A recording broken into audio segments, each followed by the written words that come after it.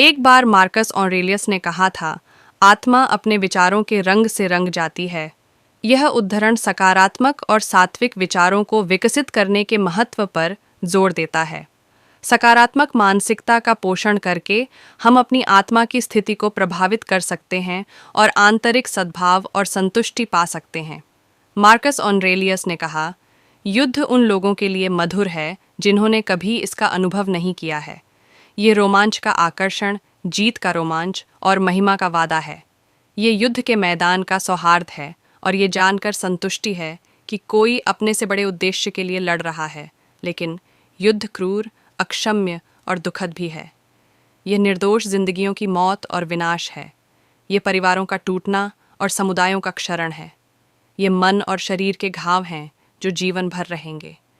जिन लोगों ने युद्ध का प्रत्यक्ष अनुभव किया है, वे इसकी वास्तविक प्रकृति को जानते हैं। वे दर्द, पीड़ा और हानि को जानते हैं।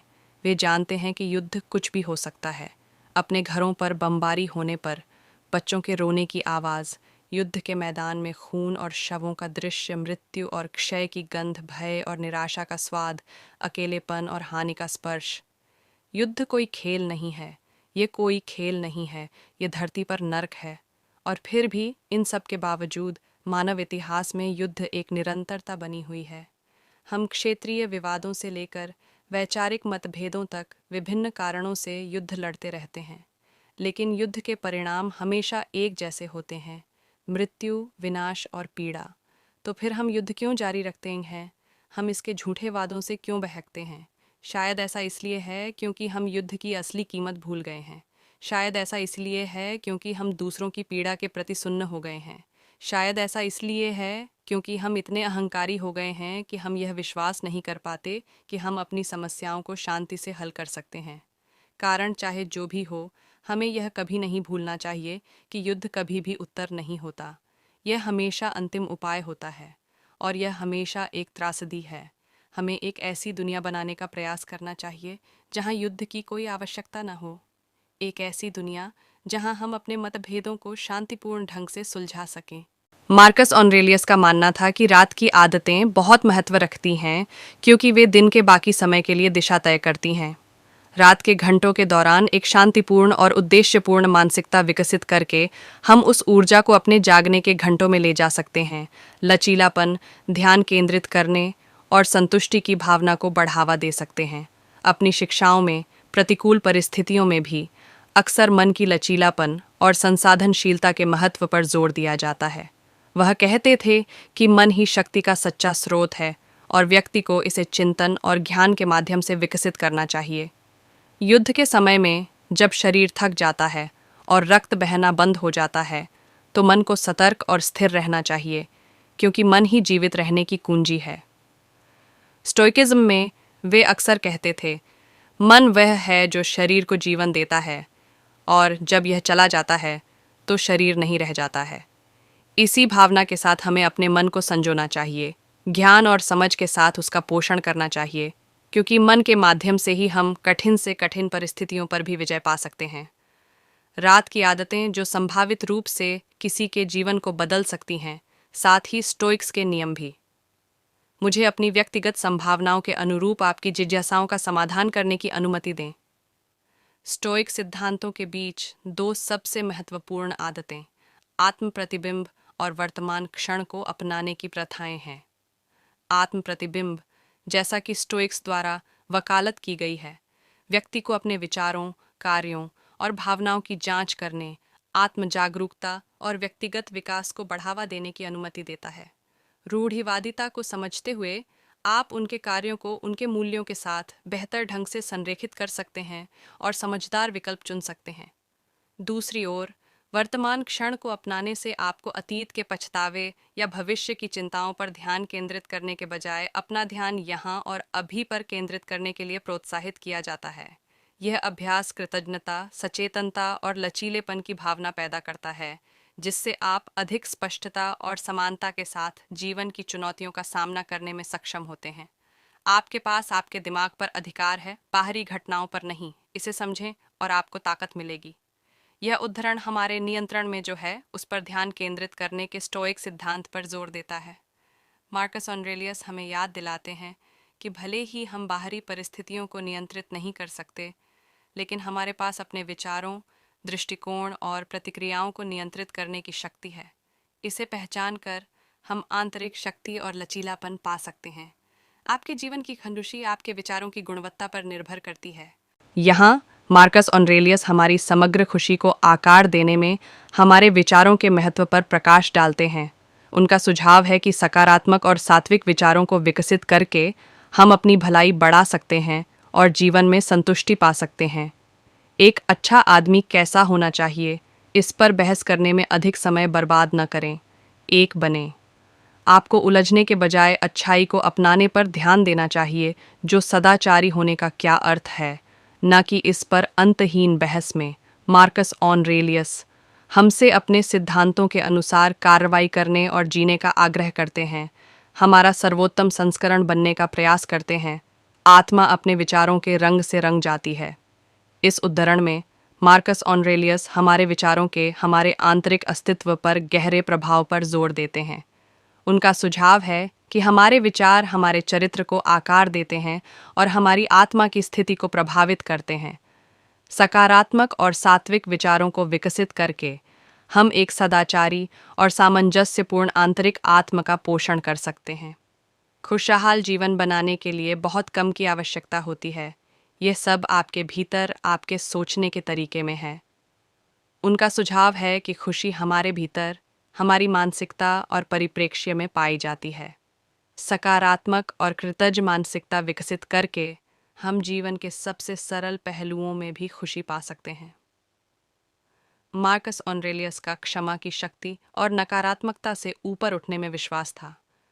बदला लेने या आक्रोश पालने के बजाय उनका सुझाव है कि नुकसान की सबसे अच्छी प्रतिक्रिया दया, करुणा और अखंडता जैसे गुणों को अपनाना है। ब्रह्मांड परिवर्तन है। हमारा जीवन वैसा है जैसा हमारे विचार इसे बनाते हैं। ब्रह्मांड की निरंतर बदलती प्रकृति को स्वीकार करता है और हमारे अनुभवों को आकार देने में हमारे विचारों की भूमिका पर जोर देता है। सकारात्मक और रचनात्मक विचारों को विकसित करके हम जीवन के बारे में अपनी धारणा को आकार दे सकते हैं और उसमें अर्थ और उद्देश्य पा सकते हैं। कार्य में बाधा कार्य को आगे बढ़ाती है। जो रास्ते में खड़ा होता है वह रास्ता बन जाता है। बाधाओं से बाधित होने के बजाय हमें उन्हें प्रगति के उत्प्रेरक के रूप में देखना चाहिए और उन पर काबू पाने के लिए रचनात्मक समाधान ढूंढना चाहिए। जीवन जीने की कला नृत्य की तुलना में कुश्ती की तरह है, जिसमें जीवन की चुनौतियों के साथ लचीलापन, दृढ़ता और सक्रिय जुड़ाव की आवश्यकता पर जोर दिया जाता है। उनका सुझाव है कि जीवन को निष्क्रिय स्वीकृति के बजाय कुश्ती मैच की तरह प्रयास और दृढ़ संकल्प की आवश्यकता होती है। एकमात्र धन जो आप हमेशा के लिए रखेंगे वह धन है जो आपने दान कर दिया है।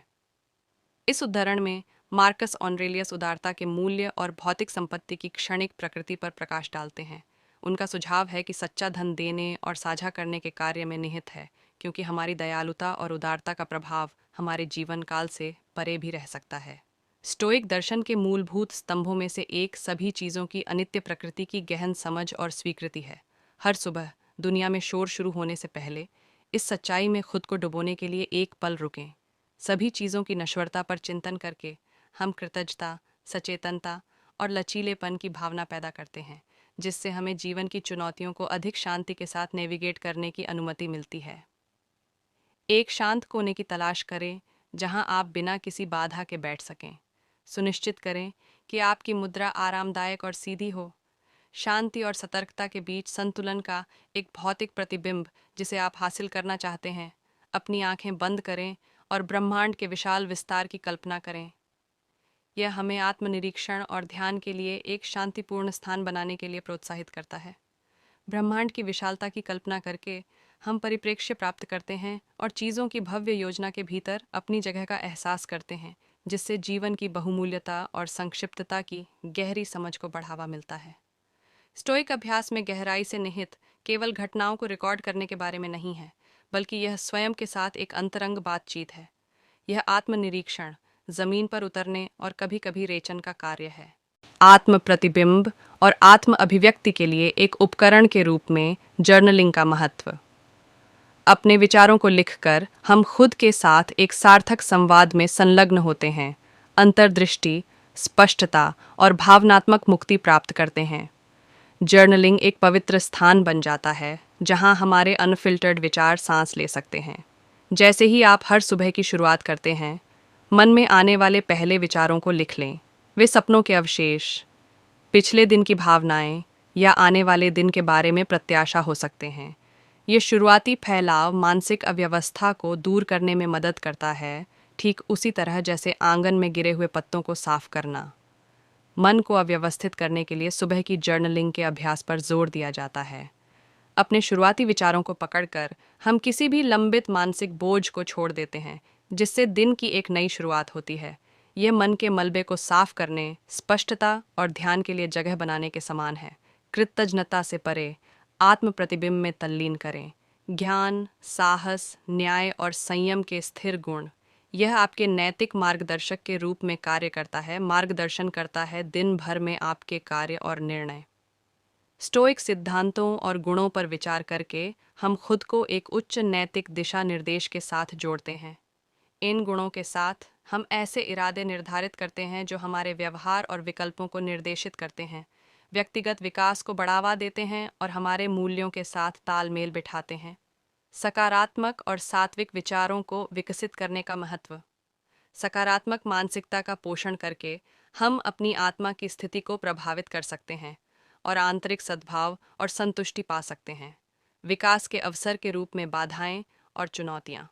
मार्कस ऑरेलियस सुझाव देते हैं कि बाधाओं से बाधित होने के बजाय हमें उन्हें प्रगति के उत्प्रेरक के रूप में देखना चाहिए और उन्हें दूर करने के लिए रचनात्मक समाधान ढूंढना चाहिए। संयुक्त राष्ट्र की सदैव बदलती प्रकृति और हमारे अनुभवों को आकार देने में हमारे विचारों की भूमिका पर जोर देता है। उनका सुझाव है कि सकारात्मक और रचनात्मक विचारों को विकसित करके हम जीवन के प्रति अपनी धारणा को आकार दे सकते हैं और इसके भीतर अर्थ और उद्देश्य पा सकते हैं। आप अपनी नींद में सुधार करना चाहते हैं, अपनी उत्पादकता बढ़ाना चाहते हैं या तनाव कम करना चाहते हैं। एक बार जब आप अपने लक्ष्यों को जान लेते हैं, तो आप ऐसी आदतें विकसित करना शुरू कर सकते हैं जो आपको हासिल करने में मदद करेंगी, उन्हें जो कुछ भी आपको पाना है। छोटे छोटे बदलाव करें, एक ही बार में सब कुछ बदलने की कोशिश न करें। अपनी रात की दिनचर्या में 1 या 2 छोटे बदलाव करके शुरुआत करें। एक बार जब आप उन परिवर्तनों में महारत हासिल कर लेते हैं, तो आप धीरे धीरे और अधिक जोड़ सकते हैं। स्थिर रहो। सफलता की कुंजी अपनी नई आदतों के अनुरूप बने रहना है। भले ही आप एक रात चूक जाएं, लेकिन हार न मानें। बस अपने आप को उठाएं और अगली रात फिर से शुरू करें।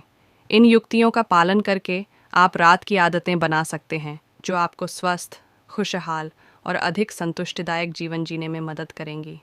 ये इन रात की आदतों के महत्व पर प्रकाश डालता है, जो व्यक्तिगत विकास, लचीलेपन और खुद की और हमारे आसपास की दुनिया की गहरी समझ के लिए हमारे दैनिक जीवन में स्टोइक प्रथाओं को शामिल करने के बारे में मार्गदर्शन प्रदान करता है। देखने के लिए धन्यवाद। कृपया सब्सक्राइब करें और कमेंट सेक्शन पर अपने विचार साझा करें।